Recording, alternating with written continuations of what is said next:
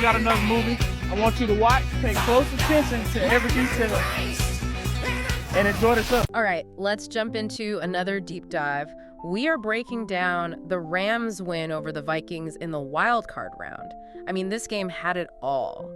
Last-minute venue change, wildfires, a near 50-50 split of Rams and Vikings fans. Yeah, what a crazy atmosphere that must have been. Oh, absolutely. And then on top of that, a totally unexpected defensive showdown. You know, it's funny, the Rams really did seem to play with a fire lit under them. And it wasn't just the Arizona Heat, huh? Nope. Okay, so the Rams' defense, they completely stole the show. I mean, holding the Vikings, who had the 6th best passing offense in the league this season, to only 9 points, that's unbelievable. It really is. So what was the key to shutting them down like that? Well, I think you really had to give credit to the Rams' defensive coordinator. He came up with an amazing game plan. They mostly played man coverage. Okay, and for people who might not know. So man coverage, you can think of it as each defensive back is assigned to a specific receiver. And the Rams did that to really disrupt quarterback Sam Darnold's ability to read the field and find open receivers.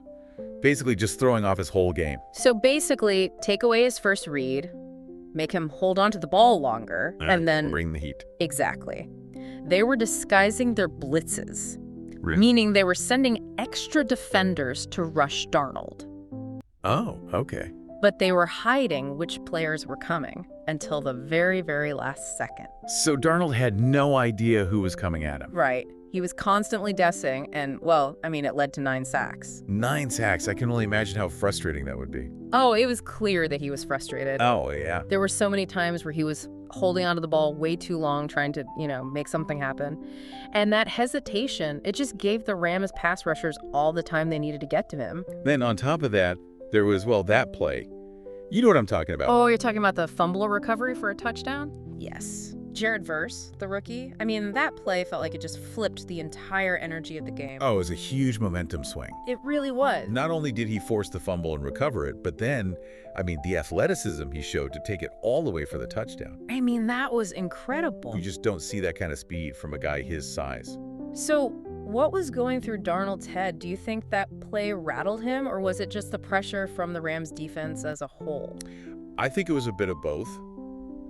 But if you look at the numbers, his passer rating dropped significantly in those last couple of games, from 106.4 to only 66.4. So something was definitely off. Wow. So not only did the Rams shut down one of the league's best offenses, but they also got in Darnold's head. I think that's a pretty accurate assessment. And this wasn't just a fluke, Yeah. This defensive strength, they've been building toward this all season. Since their bye week, they have a +8 turnover margin. Seriously? They are a turnover machine. And speaking of machines, Jared Verse. I mean, did you see how fast he was moving? Oh, yeah. That touchdown run, he clocked in at almost 20 miles per hour. No way! That's the fastest speed for any ball carrier over 260 pounds in the last 7 seasons. 7 seasons! Oh my goodness. That's speed and power. Unreal. He's something special, that's for sure. Okay, so we've talked about the Rams' defense and Verse's amazing performance, but what about the Vikings? This is the team that won 14 games this season. A lot of people thought they were Super Bowl contenders. Yeah, they were looking good. So what happened? I mean, why did they fall apart like that in this game? That's the million-dollar question, right? Their defense, which is known for creating turnovers and sacks, just couldn't get anything going against the Rams. And then their offense, usually so explosive, just looked completely out of sync. It's interesting, though, because this is actually the second time under their coach, Kevin O'Connell, that they've kind of stumbled in the playoffs. Makes you wonder if they can handle the pressure. It does make you wonder. But on the flip side, you do have to give the Rams some credit here. They played almost perfectly. Their game plan was excellent. They took advantage of every single opportunity the Vikings gave them. So you're saying the Vikings didn't necessarily play poorly. Right. It's just that the Rams were just that much better. I think that's a good way to put it. They were just a better team that night.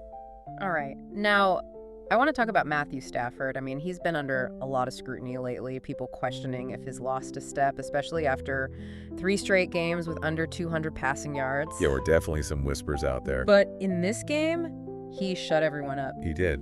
He looked fantastic. 154 yards and 2 touchdowns in the first half alone. What impressed you the most about his performance? You know, it was like watching classic Stafford. He was confident, he was accurate, and he made some amazing throws while under pressure. And most importantly, he didn't force anything. It was like he had a real connection with his receivers. I remember that touchdown pass to Kyren Williams where he was rolling to his left and threw it across his body. Oh, that was beautiful. That was vintage Stafford. Absolutely. It was a reminder that he can still be a game changer, you know, that he can still make those throws that very few other quarterbacks can. Now, the Rams did shift to a more run-heavy approach in the second half after they had a good lead. They did. Do you think that was strategic, like to protect Stafford, or was it just about running out the clock? It was probably a little bit of both. I mean, they had a comfortable lead, no need to risk anything with Stafford. Plus, running the ball kept the Vikings offense off the field. And help run down the clock. Exactly. It was a smart move. So even though the running game took over in the second half, Stafford had already done his damage, proving that he's still a top-tier quarterback. Absolutely. And he's a crucial piece of this Rams team. And it felt like there was just something different about this Rams team, this energy, this fire that we haven't seen in a while. You know, they were playing with a purpose. Oh. It was like they were on a mission to win, not just for themselves, but for their entire city. Yeah. Especially after everything that happened with those wildfires. I remember that image of Braden Fisk after that sack in the fourth quarter, making the LA sign with his fingers. That was a powerful moment. It really was. They were playing for something much bigger than themselves, playing for a city that really needed something to cheer for. And they delivered. Big time. It was a performance that went beyond just football. It was about resilience, about community, about the power of the human spirit. It was inspiring. It really was. It was a special night for the Rams, for their fans, and for all of Los Angeles.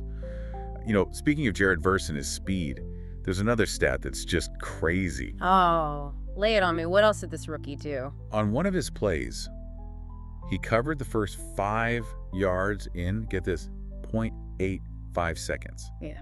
That's insane. That's got to be elite level get-off speed. Oh, absolutely. Even for seasoned veterans, that's fast. Offensive linemen must see him in their nightmares. Yeah, you can't teach that kind of speed and power. It's just natural. Yeah. And he's just a rookie. Imagine what he'll be like in a few years. Yeah, it's scary to think about. But, you know, we have to remember, football is a team sport. Right. The entire Rams defense was on fire that night. Aaron Donald, Bobby Wagner, Jalen Ramsey. I mean, they were all over the place. Yeah, it really felt like they were all just swarming to the ball. It was a classic Rams defensive performance. When they're healthy and playing like that, they are a force to be reckoned with. No doubt. All right, let's switch gears back to the Vikings for a second. What went wrong for them in this game? I mean, they were coming off a pretty solid win against Detroit in Week 18. Well, I think the biggest factor was just that they ran into a buzzsaw. The Rams. Yeah, the Rams were just clicking on all cylinders, and it was a tough matchup for them, especially going up against that Rams defense. You think the Rams' defensive schemes were confusing Darnold? I think they were playing a big part. The Rams were so good at disguising their coverage and blitzes, you know. Darnold just looked hesitant and made a couple of mistakes that really swung the momentum. That early interception in the first quarter was rough, wasn't it? Oh yeah, for sure. It gave the Rams amazing field position, and they scored a touchdown right after that. And then, well, you know, there was that fumble that Verse ran back for a touchdown. They pretty much sealed the deal. A couple of key plays can change the entire game. Exactly. That's football for you. Now, we talked about how well the Rams defense played, but the Vikings defense, they kind of struggled too, didn't they? They couldn't get off the field on third down. Stafford made some big plays against them. What happened there? Well, you have to give credit to the Rams offensive line. They did an incredible job shutting down the Vikings pass rush, which gave Stafford all the time he needed to find his receivers. And, well, when Stafford has time, he's deadly accurate. He was throwing dimes out there. Those 2 touchdowns he threw in the first half, picture perfect. He was in the zone. And those touchdown passes, I mean, they showed off everything he's good at. The throw to Kyren Williams, that was pure accuracy and arm strength. And the one to Davis Allen, that was all about timing and anticipation. Yeah. He was giving a quarterbacking masterclass out there. Classic Stafford. So let's look ahead. The Rams are going up against the Philadelphia Eagles in the next round. What are your thoughts on that matchup? The Eagles, they're tough. They're a very different challenge than the Vikings. Their offense is more balanced, and of course they have Jalen Hurts at quarterback. Jalen Hurts. He's a dual-threat quarterback. Can beat you with his arm, beat you with his legs. How do the Rams even begin to contain a guy like that? The key is discipline. They have to stay disciplined. The Rams defenders can't get caught out of position chasing after Hurts. They need to trust each other and stick to their assignments. And they need to put pressure on him, right? Make him uncomfortable. Exactly. Hurts is at his best when he can extend plays and improvise. If the Rams can disrupt his rhythm and force him to make quick decisions, they'll have a much better chance. Makes sense. Now, on the offensive side, what's the best way for the Rams to attack the Eagles' defense? The Eagles have a strong defensive line, so the Rams need to establish the run game early. If they can do that, it'll open up play-action opportunities for Stafford, which, let's be honest, is where he really shines. This is going to be a good one. Two amazing offenses, two great defenses, and two of the best quarterbacks in the league head-to-head. It's going to be a battle, a real test of strength and will. And don't forget, the Rams have proven they can handle high-pressure situations, especially on the road. Yeah, they won the Super Bowl on the road, basically, so SoFi Stadium might as well have been a Bengals home game. And they had some impressive wins on the road this season. That game against the 49ers was intense. So even though they're going up against the Eagles in Philly, I know what you're going to say. I wouldn't count the Rams out just yet. Agreed. They have the talent, the experience, and the momentum to make a run at this. You know, we were talking earlier about external factors and how they can affect a team's performance, right? Like, the Rams, they seem to use all the emotions surrounding the wildfires to fuel their win. Right. But what happens when a team faces some real adversity? Injuries, distractions off the field, bad luck. How do teams navigate that and stay focused? That's a great question. And honestly, it's something every team has to deal with at some point. Some teams just crumble, but others seem to get stronger. It's true. And I think the difference maker is leadership. Strong leadership. Yeah, you need a leader who can keep everyone focused when things get tough. Keep the team together, both from the coaches and the players themselves. Someone who can inspire and build confidence. Exactly. But it's not just about giving speeches. It's about setting the example, working hard, holding everyone accountable. And creating that culture where setbacks are seen as opportunities to learn and grow. Those are the teams that tend to succeed in the long run. And the Rams, they've had their fair share of adversity this season, haven't they? Injuries, inconsistent play, then those wildfires. And yet, here they are. Exactly. Still standing. Still fighting for a championship. It shows real character. It shows resilience. It shows belief. They're definitely going to need all of that and more going up against the Eagles. Oh, yeah. It's not going to be easy. But they've shown they can handle the pressure. You know, we've talked a lot about the strategies and the matchups for this game. Right. But I think it comes down to something, well, something a little bit deeper than that. It's interesting you say that because I was just thinking the same thing. Really? Yeah, like what really separates the good teams from the great teams, especially in the playoffs, I think it comes down to that heart, that grit, that determination. It's about who wants it more. Yeah, who's going to fight harder for every inch, for every point. The team with more passion, more desire, they're the ones who usually come out on top. That's what makes the playoffs so exciting. It's not just about athleticism or skill. It's about the human element, you know? The emotions, the dreams. Exactly. Everything's on the line.